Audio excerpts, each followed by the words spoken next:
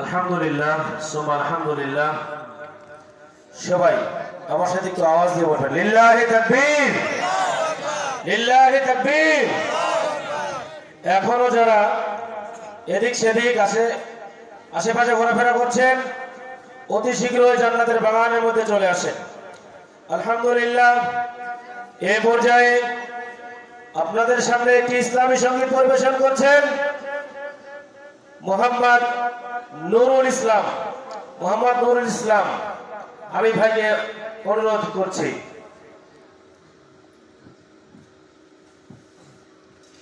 সম্মানিত উপস্থিতি, আসসালামু আলাইকুম ওয়া রাহমাতুল্লাহ।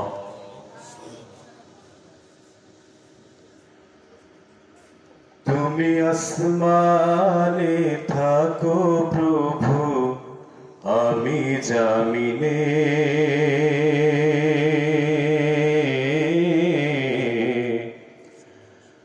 আমি জামিনে, তবু তোমারি প্রেম জমে হৃদয় গহিনে। আমি তোমারি গোলাম গো, অন্য কারো না। আমি তোমারি গোলাম গো, অন্য কারো না। আলিমুল গায়েব তুমি, মালিক রাব্বানা। আল্লাহু আল্লাহু আল্লাহু আল্লাহ, আল্লাহু আল্লাহু আল্লাহু আল্লাহ। তোমারি রহম ছাড়া বাঁচা বড় দায়। প্রতিদিনই প্রতিক্ষণে জড়িয়ে রাখো গো আমায়। তোমারি রহম ছাড়া বাঁচা বড় দায়। প্রতিদিনই প্রতিক্ষণে জড়িয়ে রাখো গো আমায়। কত শত ভুল মাফ করে দাও, কত শত ভুল মাফ করে দাও। জানা কি অজানা, আমি তোমারি গোলাম গো, অন্য কারো না। আলিমুল গায়েব তুমি, মালিক রাব্বানা।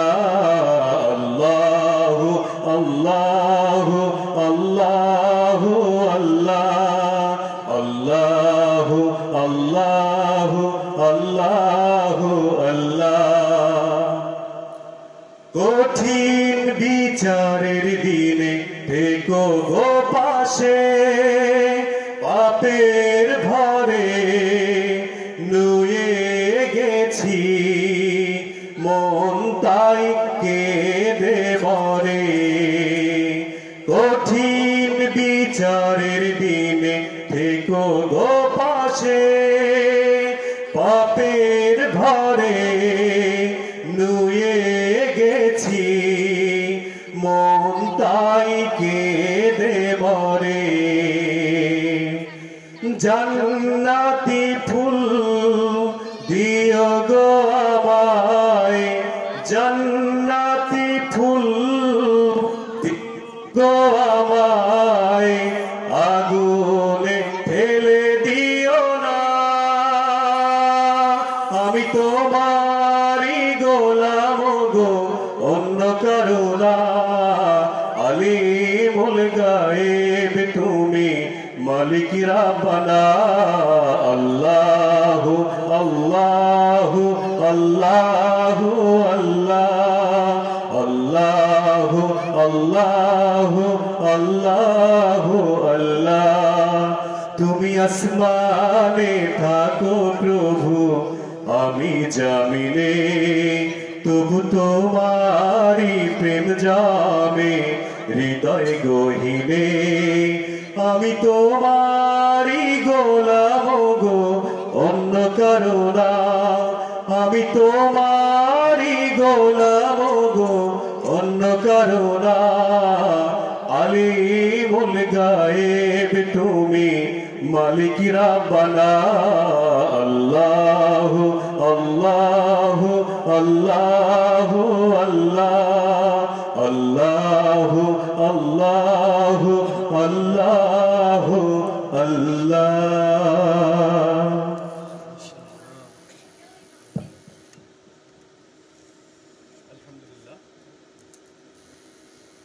আলহামদুলিল্লাহ।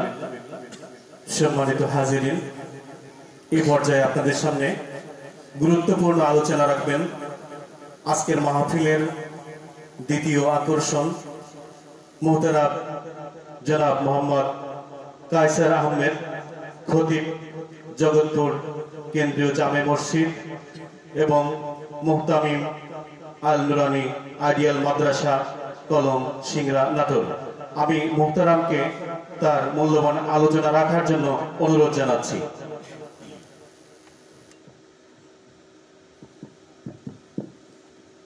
আসসালামু আলাইকুম ওয়া রাহমাতুল্লাহি ওয়া বারাকাতুহু।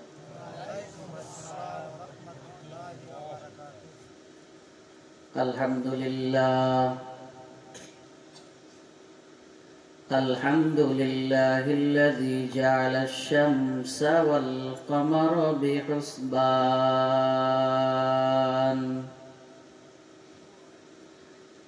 والنجم والشجر يسجدان وفضل زمانا على زمان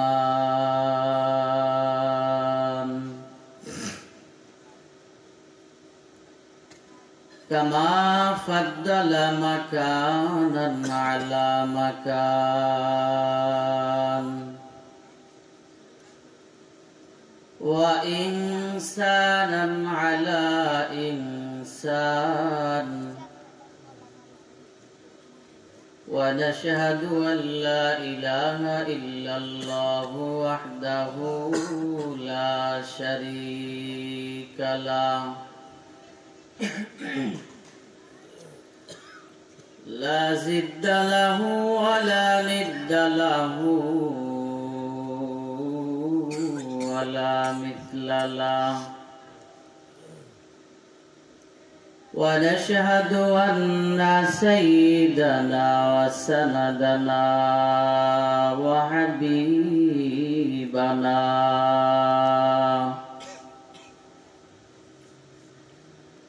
وحبيب ربنا وطبيبنا وطبيب قلوبنا ومولانا محمدا عبده ورسوله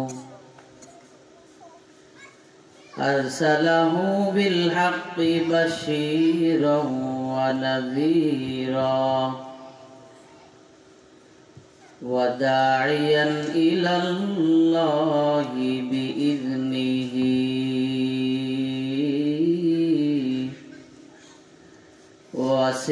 وسراجا منيرا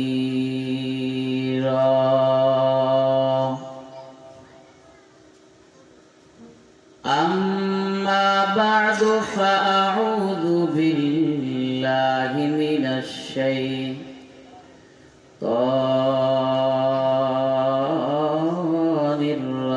الرجيم بسم الله الرحمن الرحيم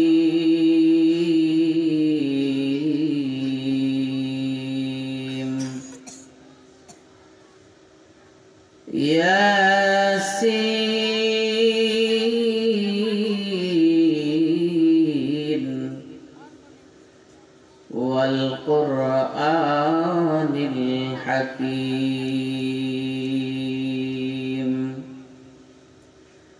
صدق الله مولانا العظيم وصدق رسوله النبي الكريم وعلى ذلك من الشاهدين والشاكرين والذاكرين والحمد لله والحمد لله رب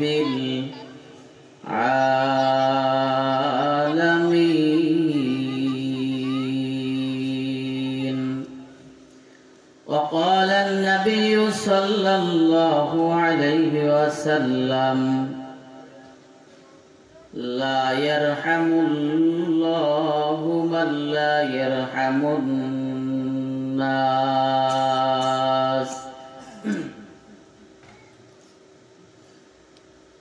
الحمد لمن قدر خيرا وخبالا الحمد لمن قدر خيرا وخبالا والشكر لمن صور حسنا وجمالا والشكر لمن صور حسنا وجمالا لا زد ولا ند ولا حد لمولاه لا زد ولا ند ولا حد لمولاه الآن كما كان ولم يلق زوالا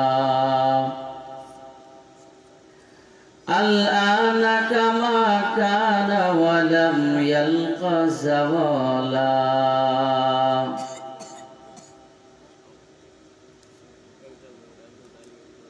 ما كان محمد أبا أحد من رجالكم ولكن رسول الله وخاتم النبيين وكان الله على كل شيء قدير. يا أيها الذين آمنوا صلوا عليه وسلموا تسليما. আমরা সকলে জবান খুলে নামাজের দরুদ পড়ি। আল্লাহুম্মা সাল্লি আলা সাইয়্যিদিনা ونبينا وشفيعنا وحبيبنا ومولانا محمد صلى الله عليه وعلى آله وأصحابه وبارك وسلم. اللهم صل على محمد وعلى آل محمد كما صليت على إبراهيم وعلى آل إبراهيم إنك حميد مجيد. الحمد لله ثم الحمد لله. সকল প্রশংসা ও তারিফ ওই মহান রব্বুল আলামিনের জন্য, যে মহান রব্বুল আলামিন অত্যন্ত দয়া করে, মায়া করে, মহব্বত করে আমাদেরকে সৃষ্টি করেছেন। সৃষ্টি করার পরে আল্লাহ পাক রব্বুল আলামিন মুসলমানের ঘরে জন্মগ্রহণ করার মতো তৌফিক দান করেছেন। সুস্থ শরীরে পায়ে হেঁটে এসে এই জান্নাতের বাগানের ভিতরে আসার এবং বসার তৌফিক দান করেছেন। এই জন্য আমরা সকলে অন্তরের অন্তঃস্থল থেকে একবার কালেমাতুশ শুকর আদায় করি, আলহামদুলিল্লাহ।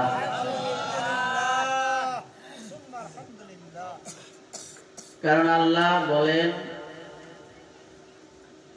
ওমা তাওফীকি ইল্লা বিল্লাহ, আল্লাহ যদি কোনো মানুষকে তৌফিক না দেন, ওই মানুষ ভালো কাজ করতে পারে না। আবার যদি আল্লাহ তৌফিক না দেন, ওই মানুষ গুনাহের কাজ থেকেও কি করতে পারে না, বেঁচে থাকতে পারে না। তো আল্লাহ পাক আমাদেরকে তৌফিক দিয়েছেন এই জান্নাতের বাগানের ভিতরে আসার এবং বসার মতো তৌফিক দিয়েছেন। এই জন্য আমরা খুশি না বেজার? অবশ্যই কি খুশি। কারণ আল্লাহ রাসূল বললেন, যখন তোমরা জান্নাতের বাগানের দিক থেকে অতিক্রম করবে, ওই জান্নাতের বাগানের ভিতরে তোমরা বসে যাও।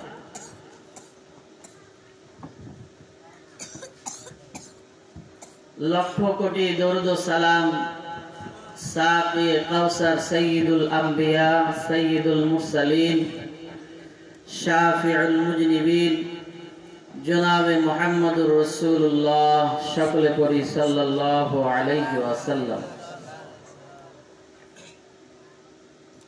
আসলে আমরা এখন যে অবস্থার ভিতরে আছি, এখানে আমরা দেখতে পারতেছি না, কিন্তু আল্লাহ রাব্বুল আলামিন আমাদের উপরে সাকিনা রহমত নাজিল করতেছেন। বলেন সুবহানাল্লাহ।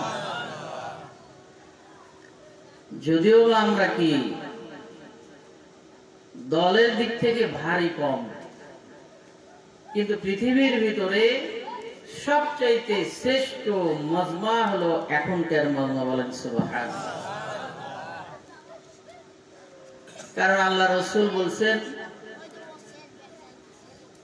লক্ষ লক্ষ যদি বেঈমান হয় আর একজন যদি ঈমানদার থাকে, আল্লাহর কাছে ওই একজনেরই দাম বেশি। বলেন সুবহানাল্লাহ। কারণ আমরা এখন কি ঈমানদার, আমরা কি ঈমানদার। যখন কোনো মানুষ মানব সেবা করে, মানুষের উপকার করে, মানুষের সেবা যত্ন করে, মানুষের জন্য রাস্তা করে দেয়, মানুষের জন্য টিউবওয়েল বসায় দেয়, আল্লাহ বললেন ওই বান্দা আমার সবচেয়ে প্রিয় বান্দা। বলেন সুবহানাল্লাহ। এটা হলো দুনিয়ার মধ্যে। কিন্তু যখন কোনো মানুষকে জান্নাতের বাগান করে দেয়, জান্নাতের বাগানে বসার সুযোগ করে দেয়, এই মানুষটা আল্লাহর কাছে আরো বেশি প্রিয়। বলেন সুবহানাল্লাহ। আজকে আমাদের এই যে বাগানটা করছেন, এটা তো জান্নাতের বাগান। এই জান্নাতের বাগান করছেন বিধায় তো আমরা জান্নাতের বাগানের ভিতরে আসছি, নাকি? এই জন্য আরেকবার শুকরিয়া আদায় করি, আলহামদুলিল্লাহ। আল্লাহ রাসূল সাল্লাল্লাহু আলাইহি ওয়াসাল্লাম বলেন, যখন কোনো মানুষ মানব সেবা করে, নিয়াত করে যে আল্লাহকে রাজি এবং খুশি করার জন্য এবং জান্নাত হাসিল করার জন্য আমি মানব সেবা করব, আল্লাহ রাসূল বলেন আল্লাহ তাকে জান্নাতের মেহমান বানায় দিবেন। বলেন সুবহানাল্লাহ। আমরা জান্নাতের মেহমান হতে চাই না? অবশ্যই কি আমরা জান্নাতের মেহমান হতে চাই। এই জন্য আমরা যা করব নিয়াত থাকবে কি আল্লাহকে রাজি খুশি করার জন্য, এবং জান্নাতের আশায় আমরা কি করব, মানুষের সেবা করব, মানুষের উপকার করব, মানুষকে সাহায্য করব। এখনকার যে সমাজের ভিতরে দেখবেন মানুষগুলো আছে, মানুষকে কিভাবে বিপদে ফেলানো যায়, কিভাবে মানুষের অপকার করা যায়, কিভাবে আমার চাইতে ওই মানুষ কি নরমাল চলে, আমি যদি গোশত দিয়ে ভাত খাই, ওই মানুষটা কিভাবে ভর্তা দিয়ে ভাত খাবে। আমরা কিন্তু সমাজের ভিতরে এখন এই কাজটাই কি করার জন্য ব্যস্ত আছি। ন্যায় বিচার আমাদের কাছে কেউ দেয় না। সমাজের ভিতরে যারা আমরা আছি, তারা শুধু কি নিজের জন্য বিচার করি, নিজে ভালো থাকার জন্যই কাজ করি, নিজে কিভাবে স্বাচ্ছন্দ্যে থাকবো, আমার সংসার কিভাবে শান্তিতে চলবে, এই কাজটাই আমরা কিন্তু করার জন্য ব্যস্ত হয়ে যাচ্ছি। কিন্তু হযরতে সুলাইমান আলাইহিস সালাম যখন দাউদ আলাইহিস সালাম বাদশা ছিলেন, ওই জামানার ভিতরে বলেন তো সুলাইমান আলাইহিস সালামের আব্বার নাম কি ছিল বলতে পারবেন? কিন্তু এখন যদি বলি অমুক মেয়ের আব্বার নাম কি ছিল, এটা কিন্তু আমরা সবাই জানি। কিন্তু সুলাইমান আলাইহিস সালাম একজন পয়গম্বর ছিলেন, তার পিতার নাম কি ছিল এটা আমরা মুসলমান হয়েও জানি না। তো দাউদ আলাইহিস সালামের সন্তানের নাম কি? হযরতে সুলাইমান আলাইহিস সালাম, যিনি এই পৃথিবীর ভিতরে একজনই কি ছিলেন, নবী ছিলেন, যিনি বাদশাহীও ছিলেন এবং সমস্ত মাখলুকাতের ভাষা আল্লাহ তাকে বুঝার তৌফিক দান করেছিলেন। তো হযরতে দাউদ আলাইহিস সালামের জামানায় এক গোত্রের ভিতরে মানুষ গম লাগাইছে। আমরা গম লাগাই না, এরকম কি গম আবাদ করছে। আর এক গোত্রের কিছু ছাগল এসে গমগুলো খায় শেষ করে দিছে। ছাগল আল্লাহ দাউদ আলাইহিস সালামের কাছে আসছেন, বাদশা আমাদের বিচার করে দেন, কারণ ওই গোত্রের ছাগলগুলো আমার গম সব খায় কি শেষ করে দিছে।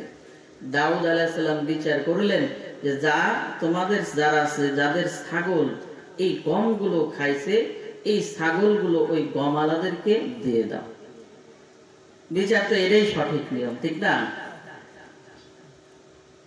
ওই ছাগল যে গোত্রে, তারা রাস্তাতে যাইতেছে আর আফসোস করতেছে, হায় রে এত কষ্ট করে এত মহব্বত করে ছাগলগুলো আমরা পাললাম, আর এই সামান্য গম খাওয়ার জন্য বাদশা আমার ছাগলগুলো গমওয়ালাদেরকে দিয়ে দিল। এইভাবে আফসোস করতেছে, চোখ দিয়ে পানি বের করতেছে আর রাস্তা দিয়ে যাইতেছে। রাস্তা দিয়ে আসতেছেন হযরতে সুলাইমান আলাইহিস সালাম। যখন তারা এইভাবে কান্নাকাটি করে যাইতেছে, সুলাইমান আলাইহিস সালাম বললেন, কি ব্যাপার আপনারা এইভাবে কান্নাকাটি করতেছেন? রাস্তার ভিতরে মনে হয় আপনাদের কোনো জিনিস হারায় গেছে। তো ওই গোত্রের লোকগুলো বলতেছে, একজনকে পাওয়া গেছে, যদি আমাদের কি সঠিক বিচার করে দেয়, উপকার করে দেয়। বলেন সুবহানাল্লাহ। সুলাইমান আলাইহিস সালাম বলতেছে, কি হয়েছে আপনাদের বলেন। বলতেছে সুলাইমান আলাইহিস সালাম, আমাদের ছাগলগুলো এক গোত্রের সব গম খায় ফেলছে। তোমার আব্বা বিচার করছে যে যাদের গম খাইছে তাদেরকে ছাগলগুলো সব দিয়ে দিছে আমাদের। সুলাইমান আলাইহিস সালাম এবার দাউদ আলাইহিস সালামের দরবারে হাজির হয়ে বললেন, আব্বা আপনি যে বিচার করেছেন বিচারগুলো সঠিক হয়েছে, কিন্তু আমি একটা বিচার করব, যদি আপনি অনুমতি দেন। বলেন সুবহানাল্লাহ। এবার সুলাইমান আলাইহিস সালামকে দাউদ আলাইহিস সালাম অনুমতি দিলেন। সুলাইমান আলাইহিস সালাম বললেন, আব্বা যাদের গমগুলো খায় ফেলছে তাদের তো সব ধ্বংস হয়ে গেছে, এরা তো এমনি ক্ষতির ভিতরে পড়ে গেছে। আর যাদের ছাগলগুলো আপনি দিয়ে দিচ্ছেন তারা তো নতুন করে ধ্বংসের মুখে ফেলে দিয়েছেন। আমি একটা উপায় বলে দিব আব্বা, আপনি যদি আমাকে অনুমতি দেন আমি এই বিচারটা আবার করব। বলেন সুবহানাল্লাহ। এবার সুলাইমান আলাইহিস সালাম বিচারের কাঠগড়া দাঁড়াইলেন, বিচারের মঞ্চে দাঁড়াইলেন। বিচারের মঞ্চে দুইজনকে মুখামুখি করলেন। দুইজন গোত্রকে মুখামুখি করে বললেন, যাদের গমগুলো নষ্ট হয়ে গেছে আর যাদের ছাগলগুলো গমগুলো খেয়ে ফেলছে, এই ছাগলগুলো ওই গম আলাদের কাছে থাকবে, কিন্তু যাদের ছাগল গম খেয়ে ফেলছে তারা এই জমিগুলো আবাদ করবে। বলেন সুবহানাল্লাহ। আর যাদের ছাগলগুলো গমগুলো খাইছে, এই ছাগলগুলো তারা দুধ পান করবে, ছাগল দিয়ে উপকৃত হবে। যতদিন পর্যন্ত গম না হয় ততদিন পর্যন্ত গম আলাদের কাছে ছাগল থাকবে। আর ছাগল আলারা গমের ধান, গমের জমিগুলো চাষ করে যখন গমগুলো উপযুক্ত সময় আসবে, গমগুলো দিয়ে ছাগলগুলো আবার ফিরায় নিয়ে আসবে। কি চমৎকার বিচার! আর আমাদের সমাজের ভিতরে যদি হয়, আমি কিন্তু অন্যায় করছি তারপরেও স্বীকার করি না,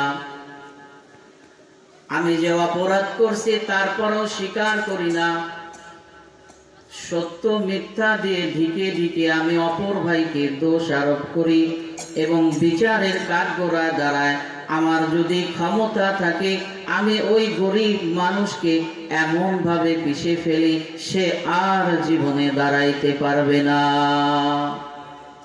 এখন যে সমাজের ভিতরে আমরা আছি, এই সমাজের ভিতরে কিন্তু এইরকমই হচ্ছে। ওই যে কথায় আছে যে মরে গেছে সে কি মরে যায়, যে বাঁচে আছে তাকে কি বাঁচাও। আসলে কি এটাই রাসূলের আদর্শ না?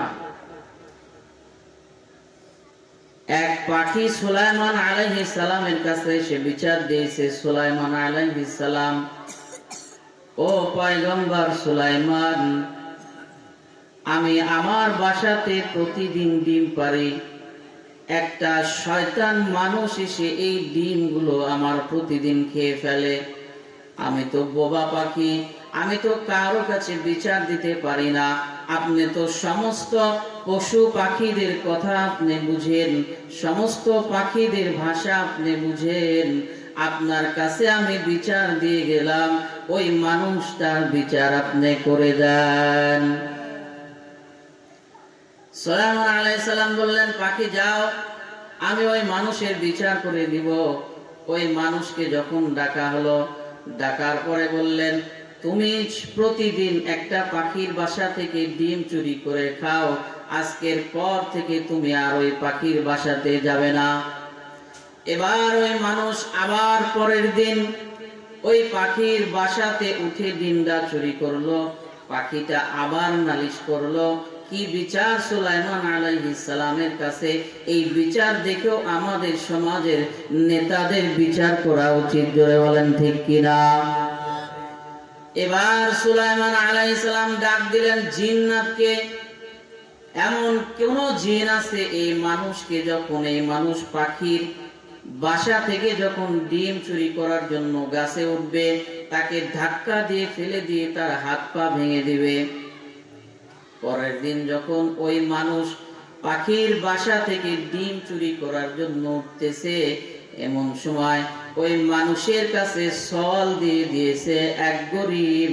ডাক দিয়ে বলে, ও ভাই, আমি অনেক দিন থেকে অনাহারে আছি, তুমি আমাকে কিছু দান করে যাও। এবার ওই মানুষ চমৎকার ভাবে কিছু টাকা ওই গরিব লোককে দান করে দিল। দান করে দেওয়ার পরে আবার ওই গাছে উঠে প্রতিদিনের ন্যায় ওই পাখির ডিম আবার চুরি করে খাইল। কয়েকদিন পরে পাখি আবার সুলাইমান আলাইহিস সালামকে বিচারের কাঠগড় বিচারে দিলেন। সুলাইমান আলাইহিস সালাম জিন্নাতকে ডাক দিয়ে বললেন, কি খবর? তোমাকে তো আমি ওই মানুষকে শাস্তি দেওয়ার জন্য দিয়েছিলাম, তো মানুষটা তো আবার পাখির ডিম চুরি করে খাইছে। জিন বলে যে সুলাইমান আলাইহিস সালাম পয়গম্বর, একটা চমৎকার ঘটনা ঘটে গেছে। আমি যখন ওই মানুষকে গাছ থেকে ফেলে দিব, এমন সময় একটা ভিক্ষুক এসে তার কাছে কিছু সওয়াল করলো, মানুষটাও তাকে কিছু দিয়ে দিল। দেওয়ার পরে যে ঘটনা ঘটলো, আমি এই ঘটনায় আপনাকে শুনাইতেছি। এবার জিন ডাক দিয়া বলে, পয়গম্বর সুলাইমান,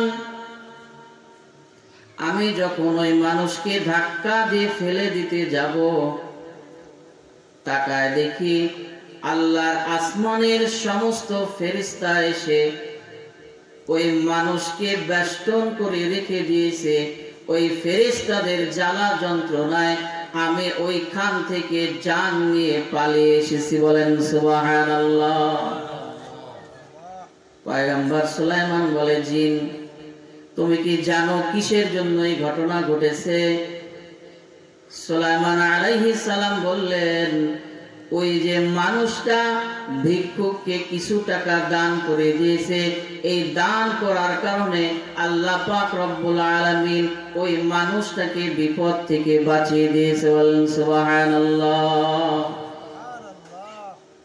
কিন্তু আমাদের দরবারে, আমাদের কাছে যদি কোনো ভিক্ষুক আসে, ওই ভিক্ষুককে আমরা বলি যে তোমার তো শরীরে কি এখনো শক্তি আছে, তুমি খেতে খাও, কিন্তু আপনি আর আমি কি কারো দরবারে হাত পাততে পারবো ভাই? যে ভাই আমাকে কিছু দান করেন, এই কথাটা যারা বলে তারা অনেক কষ্ট নিয়ে বলে। এই জন্য আমরা কি করব? সদকা করব, দান করব ইনশাআল্লাহ। তো আল্লাহ পাক রব্বুল আলামিন, আমি কোরআনের ভিতরে কয়েকটা আয়াত তেলাওয়াত করেছি। এই আয়াত আল্লাহ কোরআনের ভিতরে বলেন যে কোরআনটা হলো হিকমত দিয়ে ভরা। কোরআনটা কি দিয়ে ভরা? বলেন হিকমত দিয়ে ভরা। এই কোরআনকে যদি আমি সামনে রেখে দেশ পরিচালনা করি, আমার আর আপনার দেশ হবে সোনার দেশ। বলেন সুবহানাল্লাহ। আল্লাহ রাব্বুল আলামিন কোরআনের ভিতরে বলেন, ইয়াসিন ওয়াল কুরআনিল হাকীম। আল্লাহু আকবার। আল্লাহ রাব্বুল আলামিন ডাক দিয়ে বলেন, কোরআন হলো হিকমত দিয়ে ভরা। কোরআন দিয়ে যে জীবন পরিচালনা করবে, কোরআন দিয়ে যে রাষ্ট্র পরিচালনা করবে, কোরআন দিয়ে যে সমাজ পরিচালনা করবে, সমাজ, রাষ্ট্র এবং জীবন হবে সোনার মতো খাঁটি। বলেন সুবহানাল্লাহ। কিন্তু আমরা এখন কি দিয়ে দেশ পরিচালনা করি, কি দিয়ে সমাজ পরিচালনা করি? আল্লাহ রাসূল সাল্লাল্লাহু আলাইহি ওয়াসাল্লাম বসে আছেন, কোরআনের ভিতরে যে হিকমত দিয়ে ভরা, এইটাই হলো প্রমাণ। হযরত আলী রাদিয়াল্লাহু তাআলা আনহুকে ডাক দিয়া বললেন, ও আলী, তুমি কি বিনা হিসাবে জান্নাতে যেতে চাও নাকি? হযরত আলী খুশি হয়ে গেলেন, ডাক দিয়া বললেন, ইয়া রাসূলুল্লাহ, ইয়া হাবিবাল্লাহ, আমি তো এই দোয়াই করি আল্লাহর দরবারে, আল্লাহ আমার কিয়ামতের ময়দানে আপনি হিসাব নিয়েন না, যদি কোথাও আটকে যাই আমি তো আলী জাহান্নাম ছাড়া আমার আর কোনো উপায় থাকবে না। আল্লাহ রাসূল ডাক দিয়ে বললেন, আলী, যদি বিনা হিসাবে জান্নাতে যেতে চাও, প্রতি রাতে ঘুমানোর আগে 4000 দিনার তুমি দান সদকা করে ঘুমায়। বলেন সুবহানাল্লাহ। হযরত আলী যখন 4000 দিনারের কথা শুনলেন, হযরত আলীর মনটা মলিন হয়ে গেলেন। আলী ডাক দিয়ে বললেন, ইয়া রাসূলুল্লাহ, আমার ঘরে তো চুলাই জ্বলে না, কোন সময় আমি তো অনাহারে থাকি। ওগো আল্লাহর নবী, আমি যে 4000 দিনার আমি প্রতি রাতে সদকা করে দান করে ঘুমাবো, আপনার কলিজার টুকরা হাসান হুসাইন কোন রাতে খাবার পায় না, আপনার আদরের দুলালি ফাতেমা কয়েক বেলা যাবত হলো কি তার পেটে রিজিক ঢুকে না, সে কখনো খাবার পায় না। আর আমাকে আপনি বলেন 4000 দিনার প্রতি রাতে ঘুমানোর আগে আমি সদকা করে ঘুমাই। আল্লাহ রাসূল, আমার মনে হয় আর জান্নাতে যাওয়া হবে না। আল্লাহু আকবার।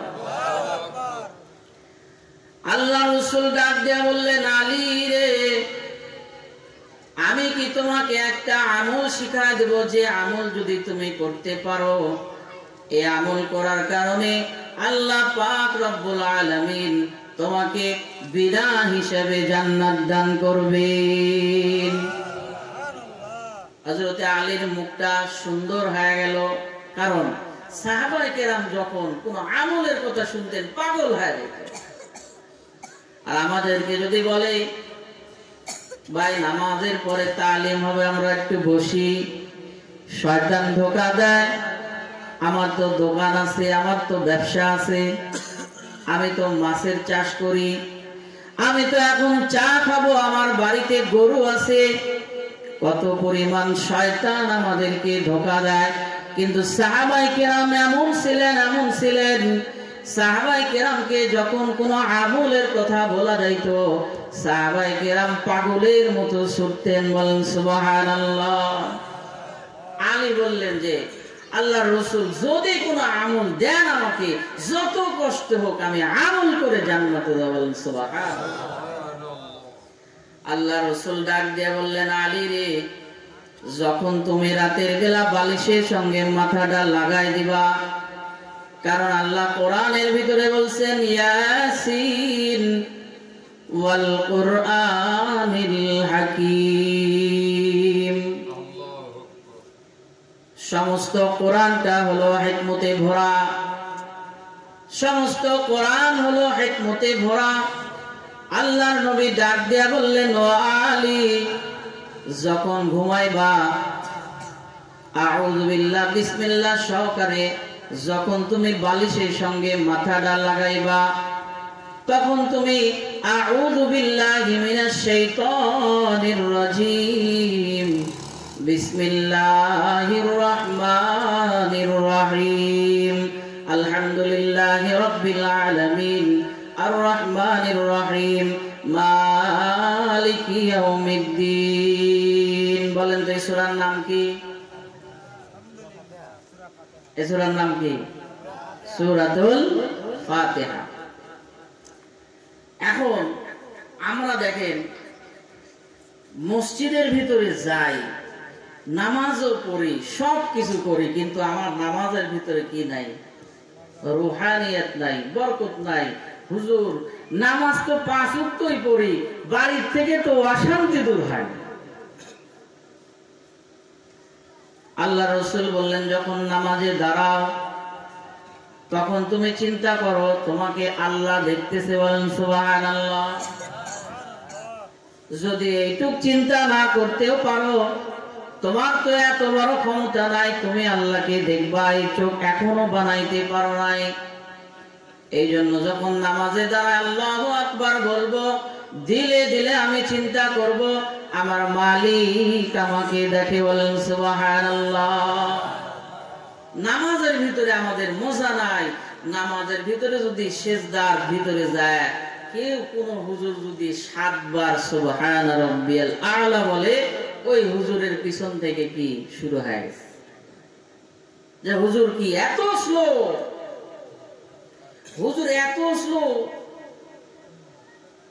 ওই মসজিদের হুজুর 3 মিনিটে 4 রাকাত নামাজ শেষ।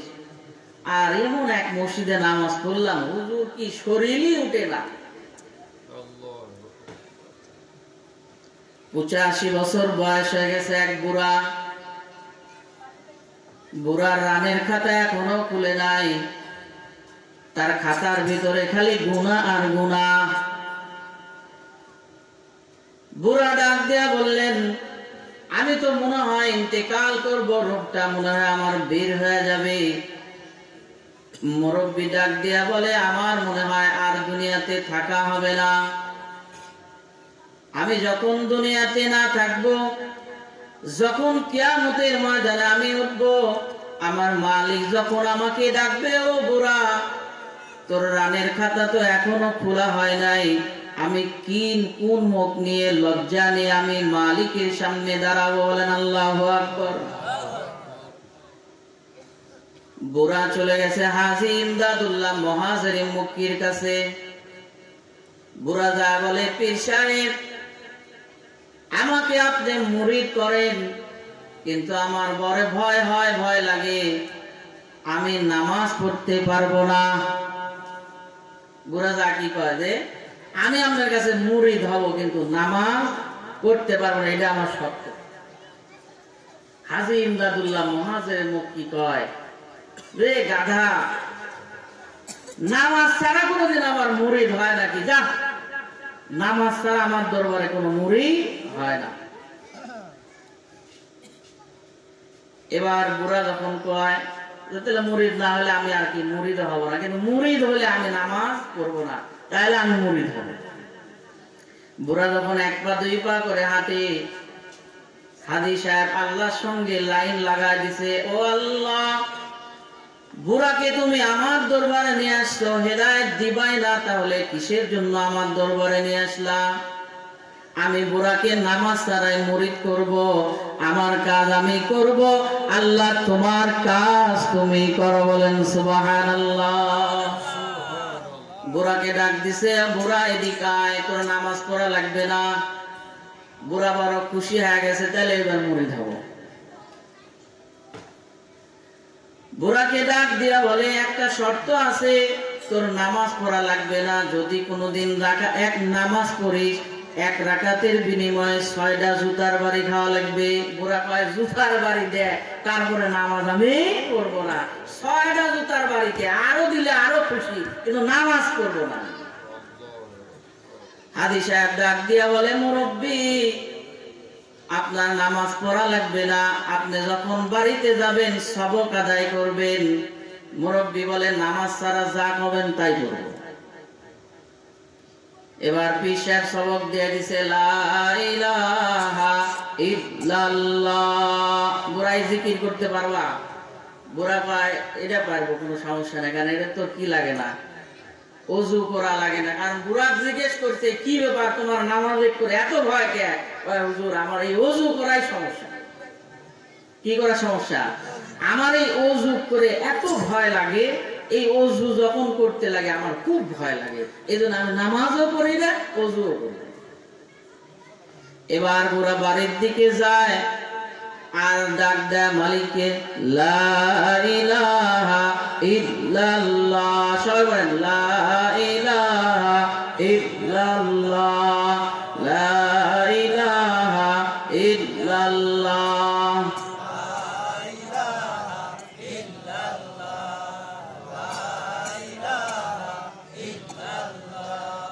লা ইলাহা ইল্লাল্লাহ, লা ইলাহা ইল্লাল্লাহ, লা ইলাহা ইল্লাল্লাহ মুহাম্মাদুর রাসূলুল্লাহ সাল্লাল্লাহু আলাইহি ওয়াসাল্লাম। এবার বুড়া জিকির করে আর যায়। বুড়া বাড়ির যা কয়, বউ, আমি এক পীরের দরবারে গেছিলাম, মুরিদ করে দিছে, কিন্তু নামাজ ছাড়া। কি ছাড়া? নামাজ ছাড়া। কয় দিছে নামাজ পড়া লাগবে না। বুড়ার বউ কয়, কোন ভণ্ডর কাছে গেছিল, নামাজ ছাড়া কোনদিন মুরিদ হয় নাকি?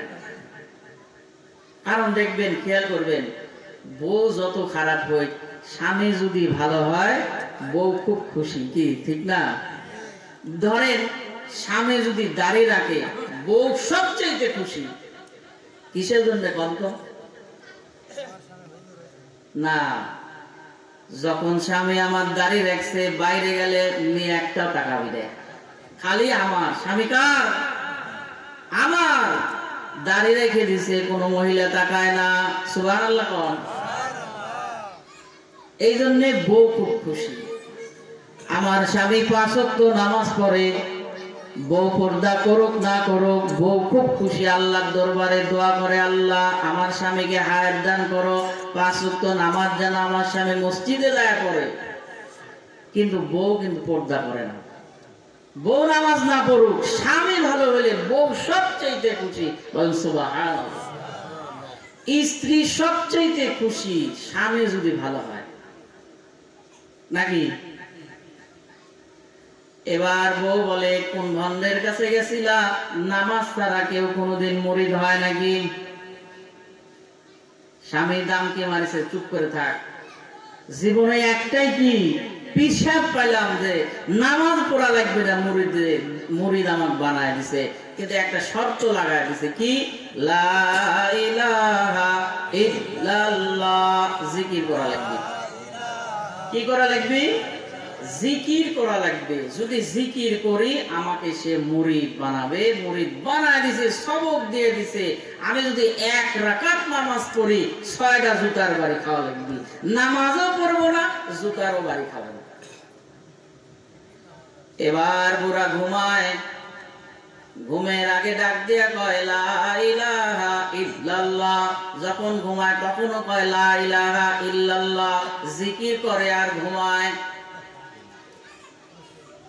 এবার তাহাজ্জুদের ওয়াক্ত যখন হয়ে গেছে,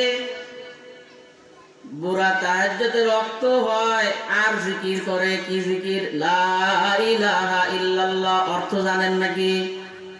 লা ইলাহার অর্থ কি বলেন? আল্লাহ তুমি ছাড়া কোনো মাবুদ নাই, তুমি ছাড়া কোনো মালিক নাই। ও আল্লাহ তুমি ছাড়া আমার কোনো ইবাদতকারী নাই। ও আল্লাহ তোমার পায়ে আমি সিজদা দিব। ও আল্লাহ কোনো নেতা নাই, কোনো নেত্রী নাই, আমার বাপেকেও আমি সিজদা দিব না। ও আল্লাহ তুমি একমাত্র মালিক, এমন মালিক। ও আল্লাহ তুমি এমন মালিক, তুমি ছাড়া আর কোনো ইলাহ আমার নাই। এটা হলো লা ইলাহা অর্থ। বুড়া তো আর অর্থ জানে না। বুড়া কি জানে না? অর্থ তো আর জানে না। মুরিদ যিনি বানাইছেন তিনার নাম কি জানেন? হাজী ইমদাদুল্লাহ মুহাজিরে মক্কি, জামানার শ্রেষ্ঠ ওলি। বলেন তো লাইন জানে কিনা?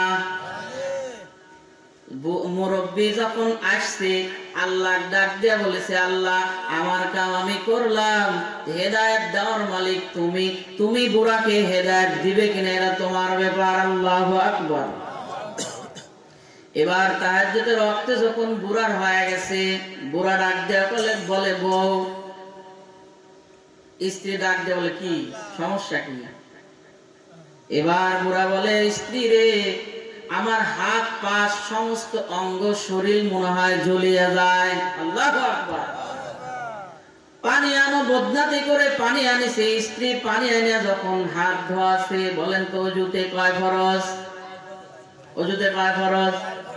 কেউ মানে সঠিক 2-1 জানে, কিন্তু অজুতে কয় ফরজ এটা কিন্তু সঠিক মনে দিলে বলছে 3 কব না 4। 3 কব না কত? 4। বলেন অজুতে কয় ফরজ?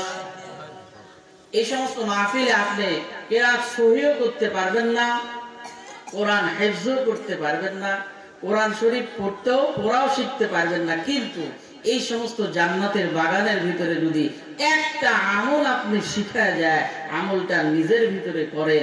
যিনি এই জান্নাতের বাগান করছেন আমাদের আব্দুল সোবাহান সরকার চাচা, উনি যে এত কষ্ট করে করছেন, ওনার সন্তান ভাই বেরাদার আত্মীয় স্বজন এত কষ্ট করে আয়োজন করছে, এই আয়োজন যদি আমি আর আপনি একটা আমল এখানে শুনলাম বাড়িতে যায় যদি আমলটা করি, এই যে এত কষ্ট করছে, আল্লাহ বললেন এই কষ্ট আমি কবুল করে নেব। বলেন সুবহানাল্লাহ।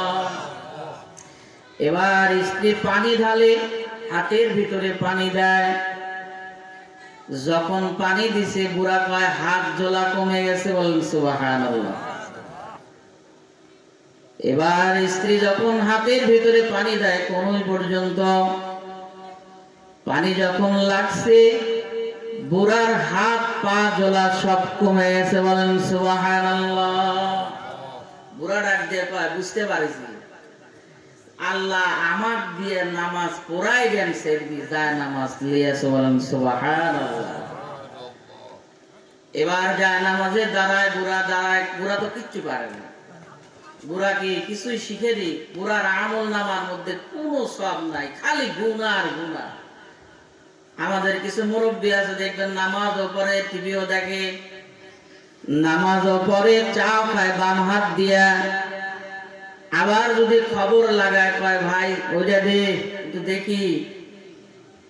আবার দেখবেন কোন মুরব্বী নামাজ পড়ে এসে টিভির ঘরে ঢুকে, ওইভাবে আবার আল্লাহর দরবারে যায়। এরকম আছে না নাই? কিন্তু আমি যে টিভি দেখলাম, আমি যে পর্দার খেলাপ করলাম, টিভির ভিতরে আমি খবরও যদি দেখি মহিলা আছে না নাই, কোন বান্দা যদি পর্দার সহিত পর্দার বরখেলাপ করে, আল্লাহ রাসূল বলেন তার কবিরা গুনাহ হবে। এই জন্য আমরা কবিরা গুনাহ থেকে আল্লাহ যেন আমাদেরকে হেফাজত করে, বলেন সুবহানাল্লাহ। এবার বুড়া কয়, বউ বুঝতে পারছি আল্লাহ আমাদের কি নামাজ পড়ায় গেছে, যা নামাজের ভিতর দাঁড়ায় গেছে, দাঁড়ায় যা যখন বলে আল্লাহু আকবার, আল্লাহর আসমানে আল্লাহর কুদরতি হৃদয়ের ভিতরে, আল্লাহর কুদরতি অন্তরে জোশ উঠিয়া গেছে, বলেন সুবহানাল্লাহ। বুড়া যখন আল্লাহু আকবার বলে হাত বাঁধে, বুড়া ডাক দিয়া কয়, ও মালিক, জীবনে 85 বছর হয়ে গেছে তোমার দরবারে হাজিরা দেই নাই, তোমার দরবারে হাজিরা দেই, কি মজা কি মজা। যখন আল্লাহু আকবার বললাম আমার অন্তর শান্তি হয়ে গেল। এবার বুড়া রুকুর ভিতরে যায়, বলে সুবহানা রাব্বিয়াল আ'লা, সুবহানা রাব্বিয়াল আযীম। বুড়া যখন রুকুর ভিতরে যায়, সুবহানা রাব্বিয়াল আযীম, সুবহানা রাব্বিয়াল আযীম, আমার আল্লাহর কুদরতি অন্তরের ভিতরে দাগ লাগিয়ে গেছে। বুড়া যখন সিজদার ভিতরে যায়, বলে সুবহানা রাব্বিয়াল আ'লা, সুবহানা রাব্বিয়াল আ'লা। সিজদার ভিতরে যায়, ডাক দাও মালিক, 85 বছর হয়ে গেছে তোমার কুদরতি পায়ে একটা দিনও সিজদা দেই নাই, এই কুদরতি পায়ে সিজদা দেওয়ার কি মজা, এই কুদরতি পায়ে সিজদা দেওয়ার কি মজা। আল্লাহ 85 বছরের গুনাহ তুমি আমার মাফ করিয়া দাও। আমার আল্লাহ ডাক দিয়া বলে, ও বান্দা তুই আর কাঁদিস না, যা যা তোর 85 বছরের গুনাহ আমি আল্লাহ মাফ করিয়া দিলাম।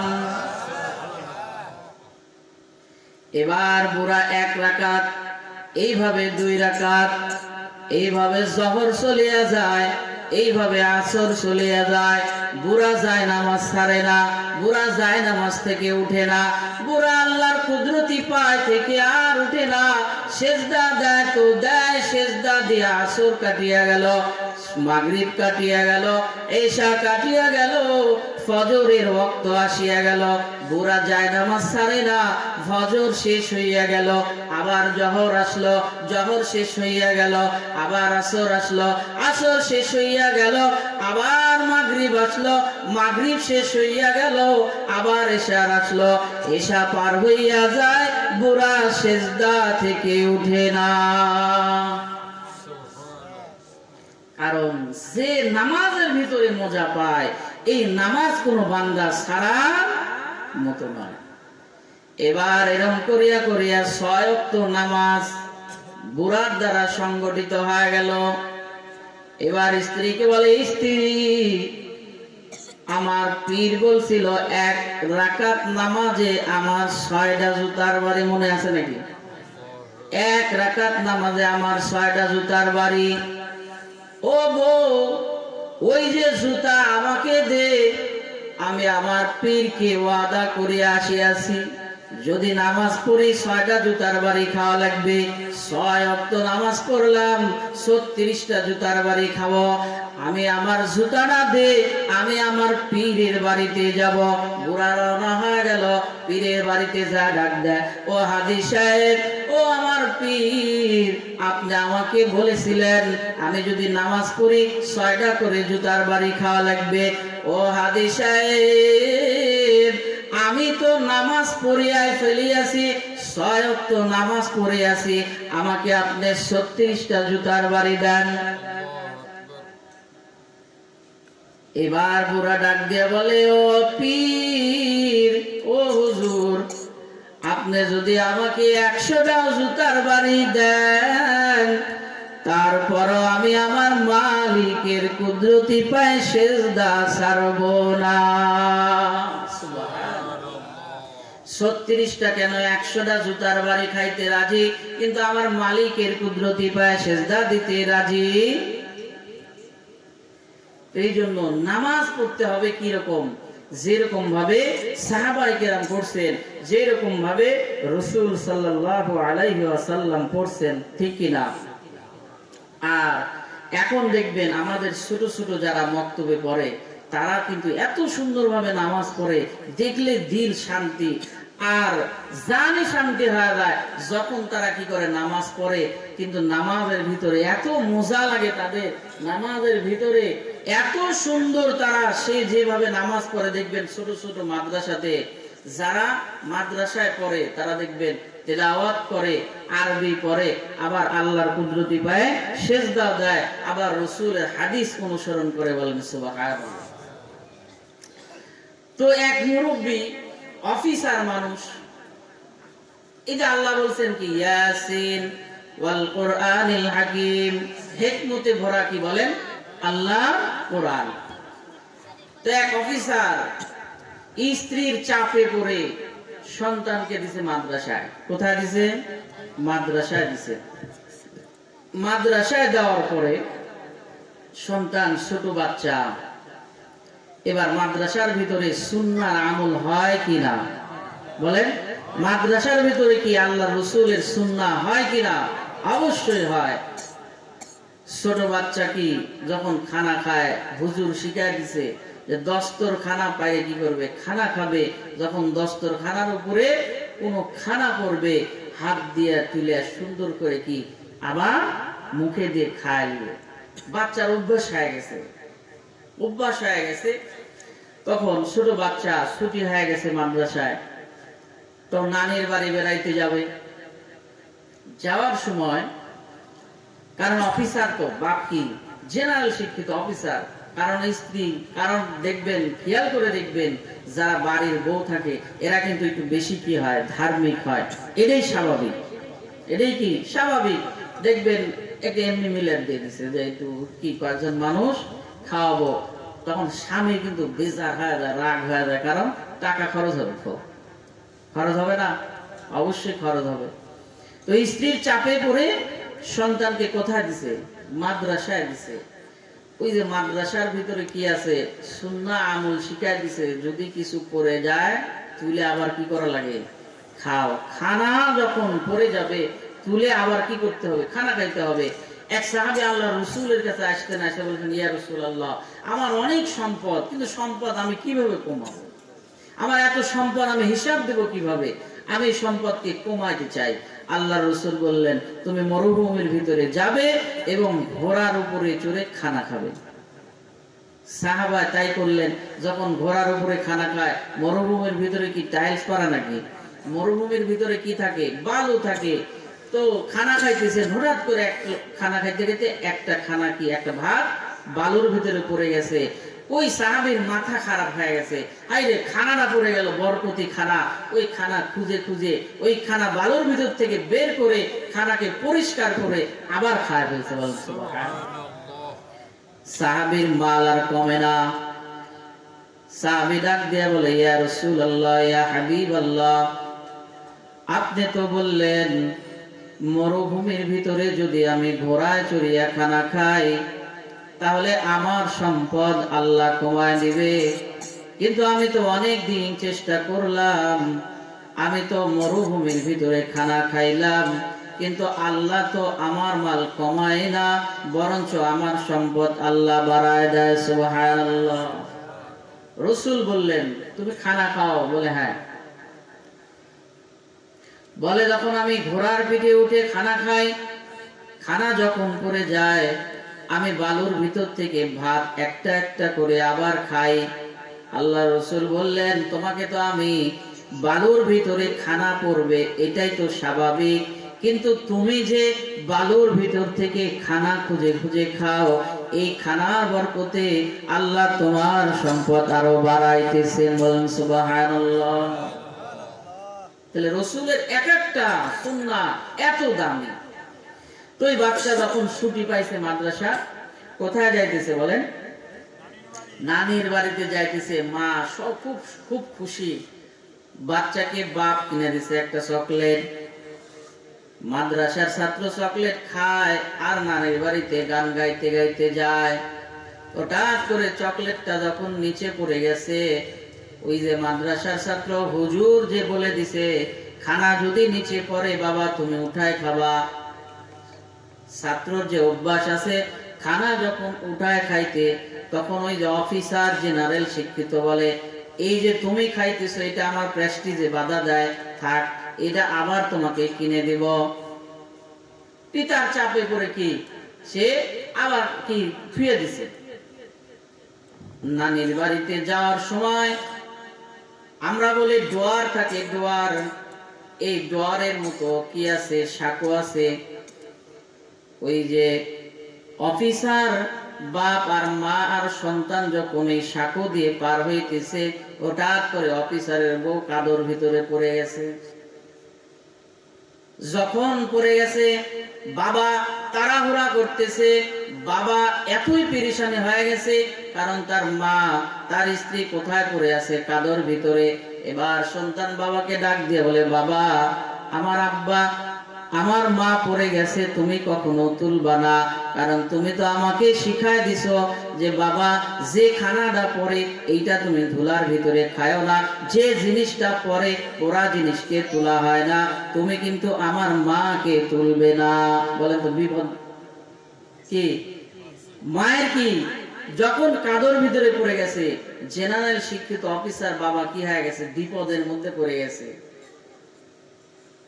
সন্তান ডাক দিয়া বলে বাবা চলো নানির বাড়ি যাই। বাপ কয় তোর মা কাদর ভিতরে, তুমি তো শিখাইছো কাদর ভিতরে না, যে জিনিস পড়বে কোনোদিন তুলবা না। এবার বাবার বুঝে আসছে আল্লাহ রসুলের সুন্নাহ এত দাম, এত দাম, ওই রাসূলের সুন্নাহর এত দাম, এত দাম, ওই রাসূলের আদর্শের এত দাম, এত দাম। এই যে জান্নাতের বাগান তৈরি করছে, এখানে মানুষ নাই, মানুষগুলো সব বাহিরে ঘুরতেছে, কিন্তু যাদেরকে আল্লাহ তৌফিক দান করেছেন এই জান্নাতের ভিতরে ঈমানদার হিসেবে আল্লাহ কবুল করছেন। বলেন সুবহানাল্লাহ। আমি আর আপনি নিজে নিজে এখানে আসতে পারি না। তো অফিসার তখন সন্তানের হাত ধরে ক্ষমা চায় যে বাপ তুমি কি সঠিক, তুমি যে মাদ্রাসার হুজুর যা শিখাইছে এটাই সঠিক। তারপরে গেন তার মাকে তুলে আবার কি নিয়ে যায়। তো আল্লাহ রসুলের মাদ্রাসার ভিতরে যে ছাত্রগুলো থাকে তারাও কি করে, সুন্দর সুন্দর নামাজ পড়ে, সুন্দরভাবে কোরআন তেলাওয়াত করে, সুন্দরভাবে হাদিস মস্ক করে। নুরানি মাদ্রাসাতে যা দেখবেন সব হাদিস পড়ায়। আখলিস দীনাকা ইয়াকফিকাল আমালুল কলিল, হাদিসের আবার অর্থ পড়ায় এই ছোট ছোট বাচ্চা। যা খেয়াল করে শুনবেন, 1 নাম্বার হাদিস শরীফ আখলিস দীনাকা ইয়াকফিকাল আমালুল কলিল। ওই ছোট বাচ্চা আবার হাদিস কয় বুঝে না, কিন্তু মুখস্থ করছে। অল্প আমল করবে, যদি আমলের ভিতরে ইখলাস থাকে আল্লাহ ওই আমলকে, অল্প আমল করার কারণে বান্দা তোমাকে জান্নাত দান করবেন। তাহলে অল্প আমল আমরা করব, কিন্তু কি থাকতে হবে, আমলের ভিতরে জান থাকতে হবে, আমলের ভিতরে কি থাকতে হবে, আল্লাহর রাজি এবং খুশি থাকতে হবে।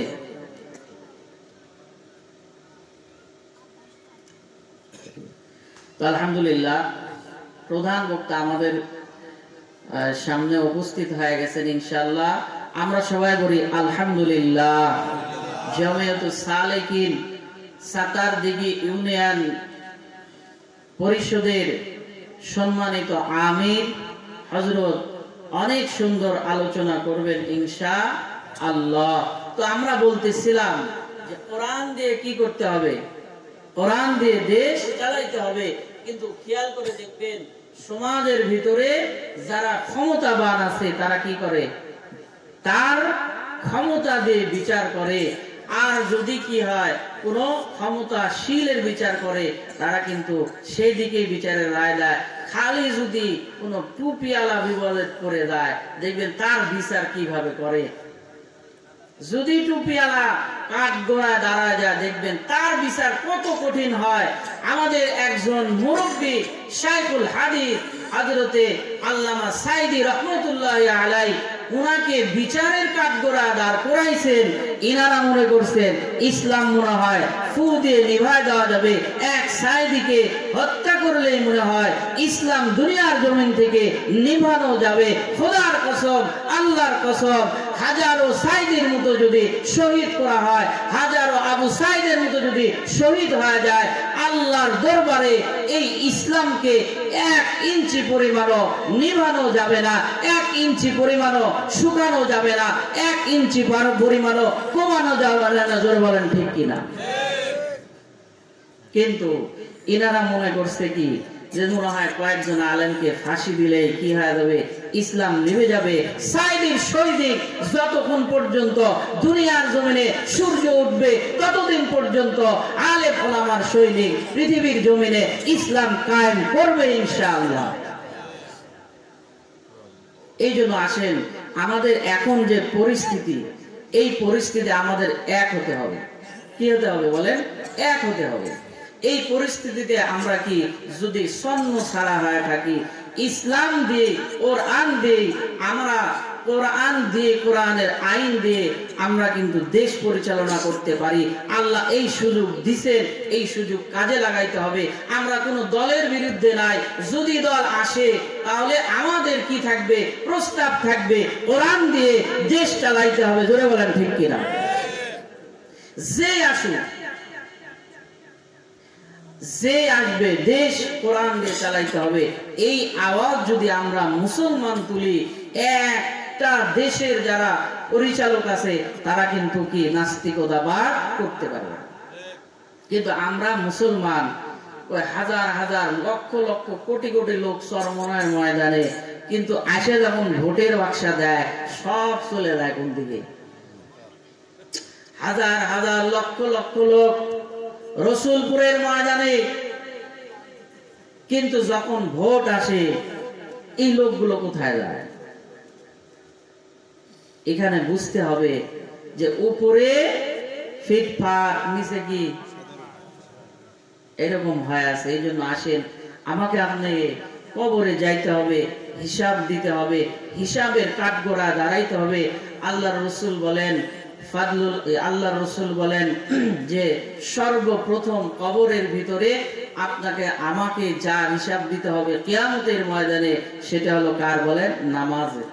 কার হিসাব দিতে হবে? নামাজের হিসাব দিতে হবে। তো এই নামাজের হিসাব আমরা কিভাবে দিব যদি আমি নামাজই না পড়ি?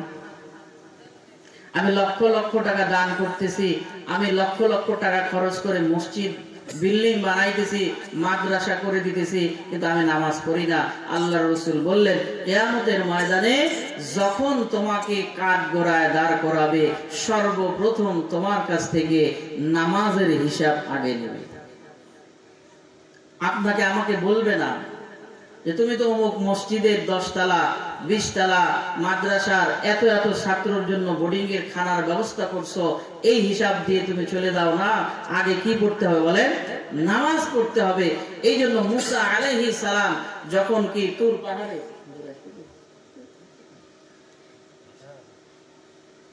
মুসা আলাইহিস সালাম তুর পাহাড়ে ছোট্ট একটি ঘটনা করার পরে হুজুর আসতেছেন ইনশাআল্লাহ, আমাদের সামনে প্রধান মেহমান, গুরুত্বপূর্ণ আলোচনা করবেন।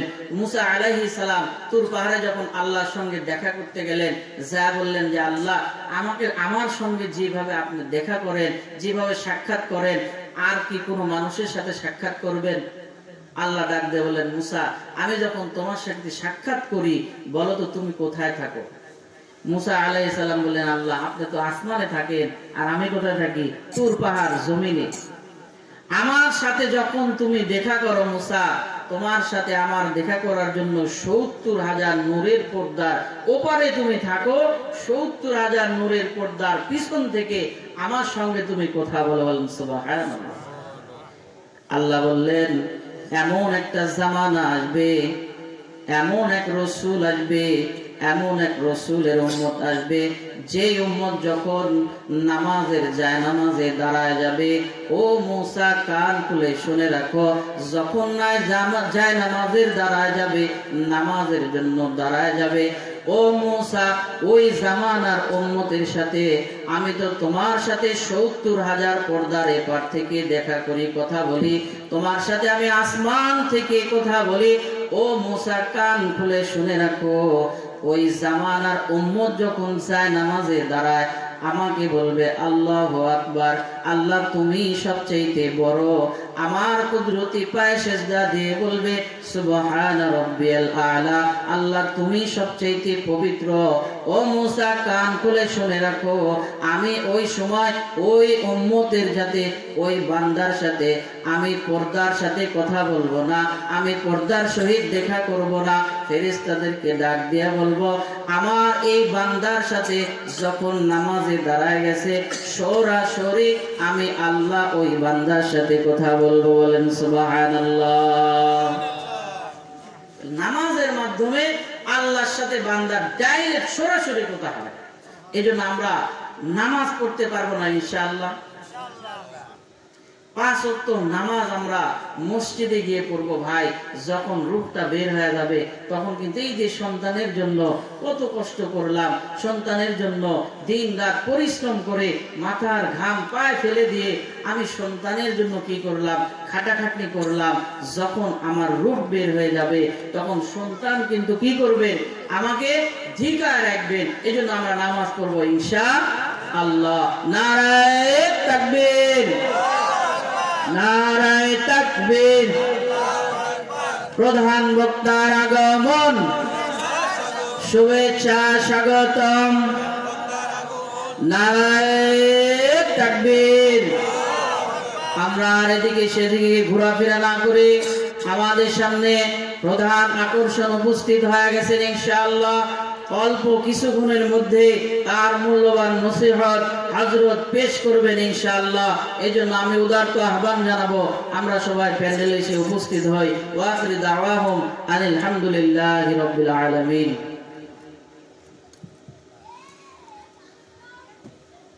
ধন্যবাদ জ্ঞাপন করছি মোহতারামকে তার এই জ্ঞানবর্ধক আলোচনা করার জন্য।